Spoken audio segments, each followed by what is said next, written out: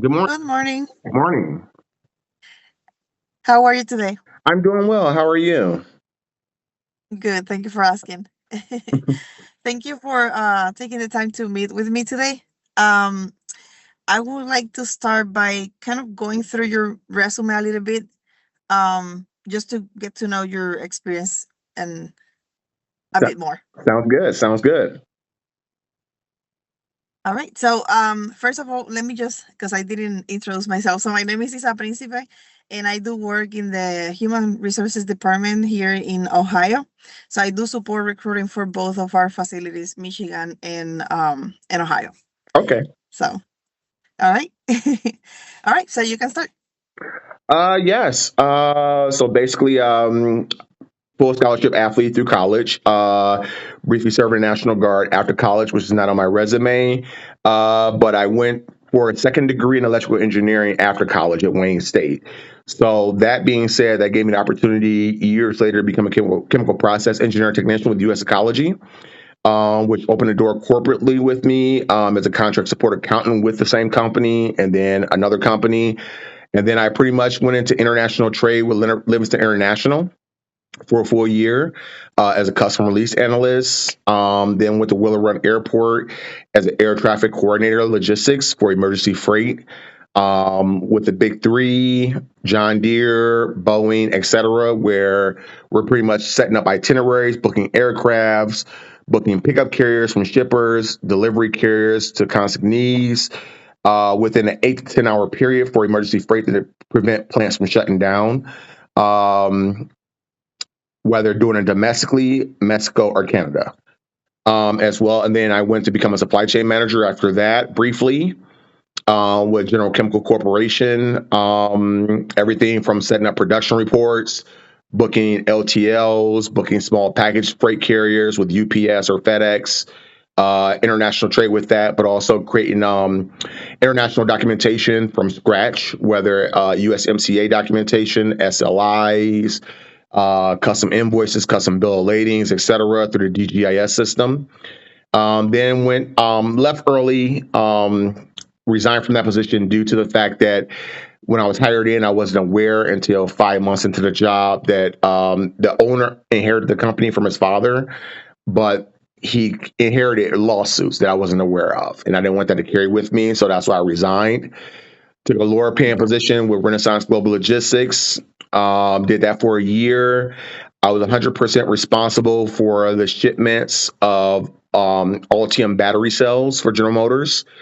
Everything from creating ASNs, inventory control, receiving inventory, shipping inventory, creating custom invoices, custom bill of ladings. Dealt with probably 25 to 35 trucks per day to load and unload. Dealt with my auditing team as well. Put everything into the Oracle as well as JD Edwards system and the MGO system. After that, was laid off due to the fact that 2,700 battery cells came up missing. They ended up finding out that, they found out that a receiving dock manager was actually receiving money from drivers later on. She got prosecuted for receiving money for loading and unloading trucks. But I ended up getting a higher paying position after that, ironically, with Thai Summit as a material planning analyst. That they only have three facilities within the whole country. The new facility they started where I was going at, a facility in Howell, Michigan, and then one in Tennessee. But they have facilities all over the globe. As a material planning analyst, I was doing everything from ordering materials, creating purchase orders, contacting vendors, as well as production planning with putting materials into production, even though it's a pilot program, so we wasn't at full scale yet. Also did shipping and receiving, cycle counts of materials and racks as well of the facility. Um, due to I was hired in a salary, and within 6 months, Stellantis, which we were the program was 100% responsible for the aluminum and steel plates coverings for all of Stellantis hybrid and as well as EV vehicles. But due to the tariffs and everything's going on with the economy, Stellantis put the program out for 2 years, so the company had to cut back. Okay.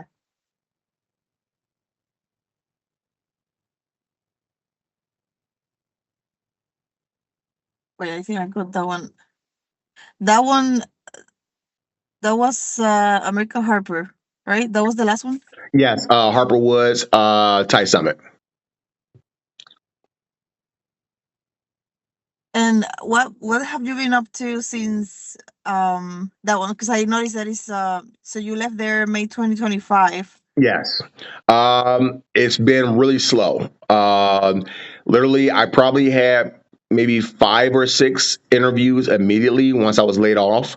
And then it went some months with no interviews. I didn't realize it until probably January when the job reports came out for the country. That only I think it was 170,000 jobs were created throughout the whole country for the whole year last year.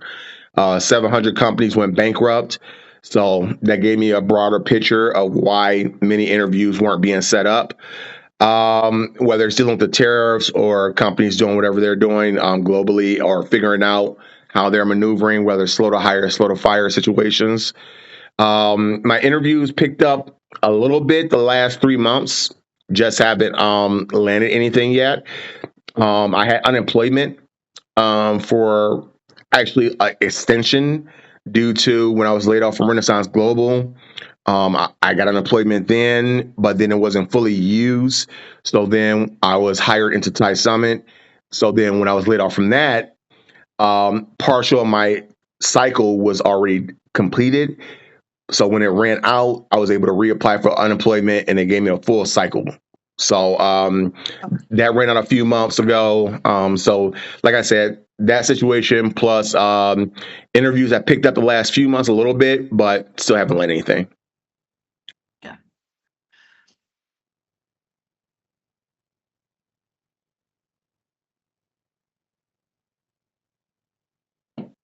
So I noticed when you were mentioning all the experience you have. So you mentioned you have worked with the Oracle before, some EDI. So how would you say your skills are advanced, medium, like working with portals? Working with portals, I'm very advanced. I would definitely say my experience at PVS Chemicals as well as Livingston International, I did both those jobs remotely. So it was kind of like a trial and training by fire. I did everything from scratch. So I had probably every job I had within 2 weeks, I had probably 80 to 100 pages of notes, whether receiving orative from someone or actually reading protocols. And I simplify the procedures. So I dealt with my recent job was a Plex system, the Plex smart manufacturing system. I dealt with CMI, Blue Jay, Adage, EQAI, as well as Oracle, JD Edwards. Yeah, so I would definitely say I'm advanced with those systems. Yeah.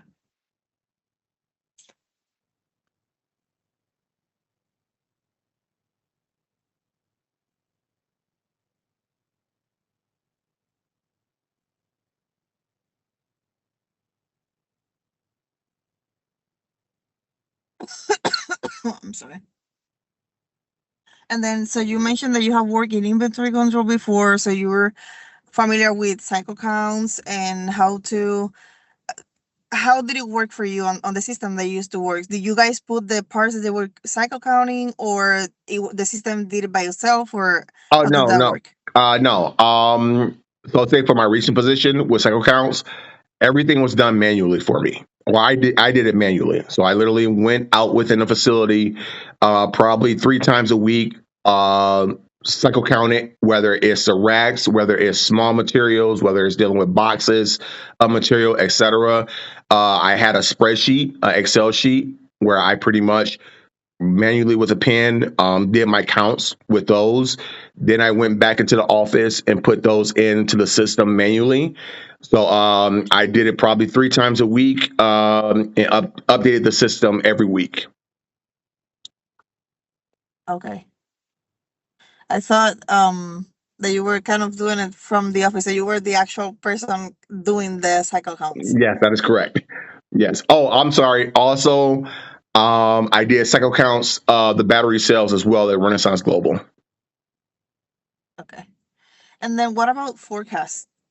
Forecast. So my recent role with ordering materials, creating purchase orders, I dealt with forecast of materials. So say we had nuts, rivets, bolts, where those kind of like would usually be a 2 to 3 week period to get those materials back from the vendors. But say our most expensive material we had was from 3M company in Germany. The product is a foam product that was going within those plates. So they only made the material to order. Plus, it was coming through ocean. So that being said, a barrel, 2 barrels was $100,000. So we couldn't just randomly order them. We weren't knowing how much we were bleeding through the material through production of the pilot program. But also, when ordering those materials, um, once it's ordered, it takes 2 months to produce for the forecast, but then another 3 months to travel through ocean. Or I'm sorry, another month to travel through ocean. So a 3 month period. So with various vendors, I navigated amount of material I can get as well as a forecast, whether it's weeks or months, to make sure everything was in a timely fashion. Okay. So you manage the whole production planning process as well. That is correct. That is Like with correct. it. Okay. Yeah, for my recent role, yes. Okay. Um. So have you worked directly with customers at some point? Like, were you kind of the middle person between customers and internally communication, or Yeah, you never worked?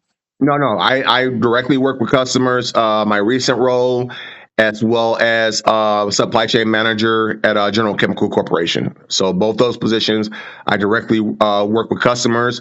Also, I directly work with customers at Willow Run Airport. Mainly when booking aircrafts, whether in Mexico with TSM, when negotiating prices for those aircrafts.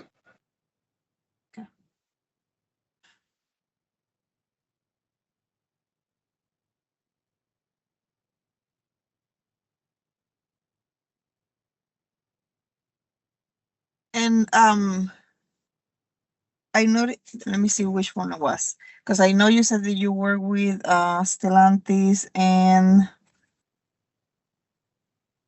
so it's somewhere General Motors on when you were in Rena. Sorry, Renaissance. Yeah, Am I yeah, saying that right? yeah, yeah. Okay. Um, so I was wondering. So what have you worked with tier one, tier two supplier experiences or not? Yes, my recent role was tier two, and Mhm. Renaissance Global was tier one. And I'm sorry, General Chemical with Premier Paints. That was tier two. Premier Paints for uh, automotive car coverings. Okay. I think that I'm sorry, in here has been raining a lot. Like from today will be the third day, but it's like a storm, and it's like Oh, the lights are kind of going on. it stormed bad yesterday here. Literally in the morning, it was a thunderstorm all morning, like for like 3 hours, like 7 a.m. to 10 a.m. yesterday. Oh yeah, Yeah. so it has been like that here as well. But the lights were kind of going, and I was like, don't go. All right. So what about EDIs? Are you used to do EDI transmissions? Yes, yes. Okay. Sure. And now, And and then you that, said that you work. and EDI submissions was mainly for Willow Run Airport as an air traffic coordinator, as well as U.S. Ecology as a contract support accountant. So did you guys receive the EDI and then you guys kind of set up the orders That is correct. or Well, yes and no, and also, I'm sorry, definitely at Livingston International. I do apologize. At Livingston International, So they had a system where they're international, so they're based out of Toronto, Canada. They're the largest brokerage in the world. At that time period, they're the number one broker for Tesla, but also General Motors and Ford. So basically, we will receive everything through the EDI system, whether dealing with uh, invoices, custom invoices, bill latings, etc. We had to put everything, whether the HTS codes, the tariff codes, the ports is coming in, the port is going out of, anything, whether it's dealing with FDA, EPA, APHIS core regulations, within a the system CMI was kind of like a five bracket kind of portal system. So each Okay. page you had to go through, putting all those things in, those inputs in that you had to edit and like audit those things. And then once you're done, you send it through customs. Customs get replies within 5 minutes, whether it clears or doesn't clear. If it doesn't clear, they don't tell you what's wrong with it. So you got to figure out whatever you messed up on, and correct it until it clears. So yes, Okay. we had so for my team, we probably had, I think, 40 or 30 accounts we dealt with, receiving through the portal, the EDI system, um, those shipments, and then we put it into the system to get it cleared. Okay.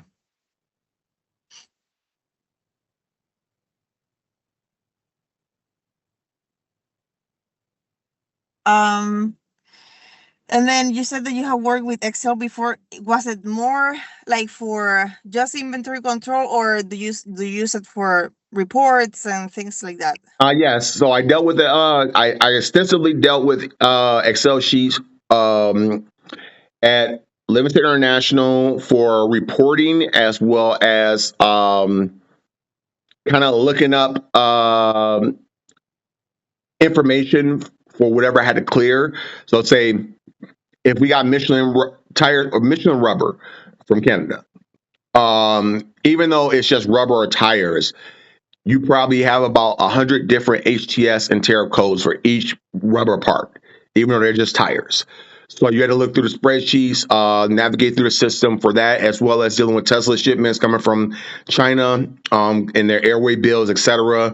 There's various parts that goes numerous things from the Excel sheets where you have to look up kind of research data within those Excel sheets within the portal. And also at supply chain manager at General Chemical, I had to create production reports through the Sage system, every day for our production team. So, say in that wintertime I was working, some of those chemical products as well as Premier paints couldn't travel through various inclements of weather. So, even though, say, order came in, it was supposed to be shipped to the person or consignee within 2 weeks, we had to push those orders out due to inclements of weather. So we had to audit I had to audit the production report, for that production for our production team to not put certain orders in, with those Excel sheets, but also keeping track of when to ship and when not to ship in kind of like emergency freight situations. So, are you good with like creating formulas and I, uh? I, I would I would definitely say I would have to brush up on it, creating the formulas. But I know how to do. I know how to do it. I just have a lot of times haven't been responsible for consistently doing it. But yes, I would. It's like riding a bike, not an issue. Yeah, I know. Excel is huge, so there's a lot to learn every day, I would say. Yes. All right, so can you describe a situation? I don't know. Let's say that a customer needed a shipment, and then for some reason you guys didn't got it on time, and it has to be expedited. So, how do you guys handle those situations? I've dealt with those situations a few times. I would definitely say, Renaissance Global, where we had a situation where we only had a few part numbers for the battery cells for different battery cells. So, in the beginning of the process, we were starting everything from scratch, pretty much. Bringing the battery cells to that facility, holding it while Altium was building a new facility in Lansing as well as Tennessee, I think. That being said, um, incorrect part 17 pallets were shipped a day, each truck. So 25 trucks of 17 pallets. Well, we had an incident in the beginning of our processes, the first month or so, where the incorrect part number was sent to the wrong facility. So we're shipping from to Brownstown Factory Zero, Spring Hill, Tennessee, and Ramos, Saltillo, Mexico. Well, the incorrect, say, part number was shipped to Brownstown, where it's supposed to go to Factory Zero. Pretty much worked it out where, yes, you have a set amount of drivers, probably 20 drivers a day that came from Freight Soul from Mexico. They're 100% responsible for Mexico. But we have individual contractors that deal with Brownstown and Factory Zero, and then a few contractors that deal with Spring Hill, Tennessee. Luckily, it was a local issue. So keep it up, good kind of, I guess you would say, uh, uh, relationships with those contract carriers. Was able to expedite immediately with a carrier that, a good relationship with, to get the correct part number shipped back here and then reloaded to ship right back to Brownstown. So I think personally, constantly or consistently keeping good relationships with carriers, even when you're dealing with Willow Run Airport, where we had situations where ports would close in Mexico at different times, whether it's Chihuahua, Saltillo, Guadalajara, etc. So when those ports close, you have to negotiate with TSM and their aircraft and say, hey, can we work out a situation, et cetera, or even a delay with loading or unloading those trucks because certain plants in Mexico may not run as fast as plants do in America. So yeah, just keeping those good relationships, and then you can make those expedites more efficient. Okay.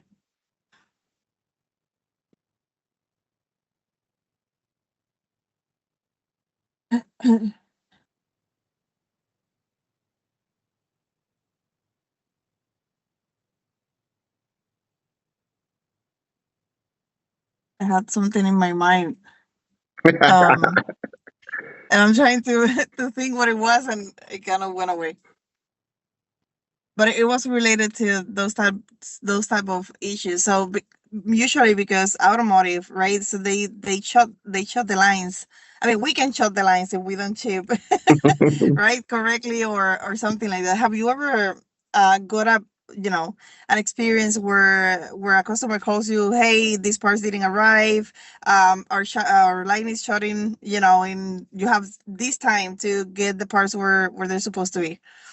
Yeah, I never had that hiccup. I'm very efficient. I'm very serious at what I do consistently. I think that's probably a reason why I got great opportunities where people recommended me down the road through newer opportunities through time. I would definitely say my experience at Willow Run Airport. I was very efficient starting out with the Ford accounts at first, and those were like easy for me. They end up giving me John Deere, and then the most important accounts was Chrysler or Stellantis at that time period, where I was 100% in contact directly with the owner of Global Wings, who was 100% responsible for those shipments for Chrysler and Stellantis. So he made me better, where I've only dealt with him or his two kind of CEOs, managers of Global Wings. And literally, if there's a hiccup within 5 minutes of any shipment, he's on the phone with me. Or there's no emails, and other than confirming those shipments have went through or they're on their way. So any hiccups with him, probably the first 2 or 3 weeks I was dealing with Global Wings. He was on the phone with me in 5 minutes to say, hey, solve the problem. I don't want excuses. And that made me better and more efficient. So I think that carried with me through time, where I became very efficient with making sure if there's a fire to solve or a problem to solve, kind of solved with urgency. And also, I do apologize. My recent role at Thai Summit, also my responsibilities was the e-supplier system for Stellantis as well at Thai Summit, where violations came through that system. So the violations marked the whole corporation if those violations weren't solved. That being said, the e-supplier system portal, uh, we were a pilot program, so they were still expecting certain products to be shipped out to Auburn Hills, Michigan for testing. And through my navigation as well as assistant urgency, going up through different chains of command to resolve the issue, whether through Stellantis or as well as Thai Summit. I was able to solve those issues and end up finding, like, certain people that had, oh, okay, certain emails showing that this order was canceled months ago and certain things like that. So it's a consistent pattern of urgency when those fires need to be put out. Have you ever worked with a difficult customer? Yeah. How do you deal with them? I believe in professionalism. I've never had to deal with the extreme of a difficult customer. I would say more so difficult employees that work with me. I dealt with more, and that's usually chain of command, go to HR, and incident reports, let it flow through that process. But with customers, no. I try to resolve the issue as efficient, as simple as possible. If I can't resolve the issue, I let them know, hey, I can give them a call back in an hour, 2 hours, see the next approach to follow if whatever issue is not resolved, and just keep going with the process until the issue is resolved.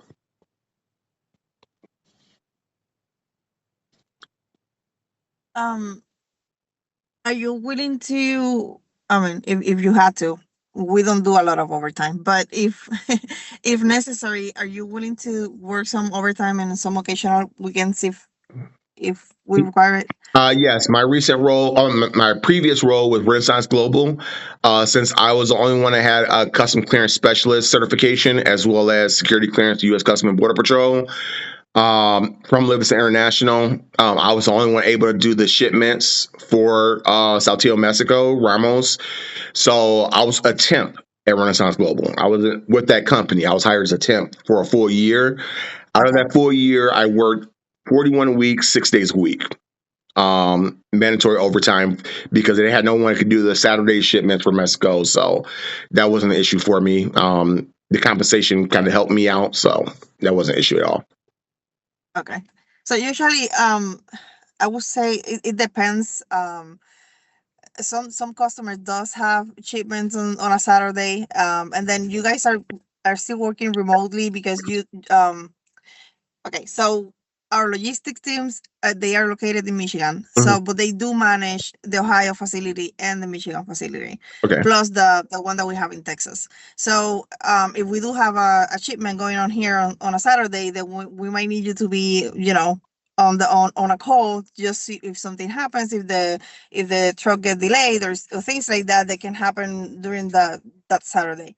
But usually, I don't know, like, usually they come in before noon, N- so it's not like you're gonna be working whole day either. But Now, do your shipments go through Laredo, or are your facility close to Laredo in Texas? so we have one. It's a 3PL though, but we have one in Texas, Mhm. and they are dedicated just to Toyota.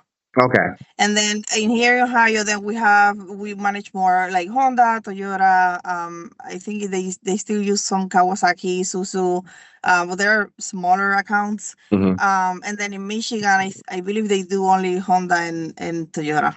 But Okay. still, like I mentioned, so you guys are working with everyone anyway. So you're gonna be working with they usually what they do is like they keep a person in charge of certain accounts. So Hmm. you're not gonna be like maybe talking to all customers. You're gonna be just working for a specific customer, maybe service or if it's Honda or Toyota or etc. Okay. Okay. Um, and then what are your salary expectations? Entry level or coming into a company right now, I know how the economy is. I know how the reality of inflation and also the Fed. Anywhere between 40 to 50,000, I'm open to. I'm just trying to get back my foot back in the door and get back to work. I gotcha. And then if you were selected to move forward, so are you available to start right away? That is correct.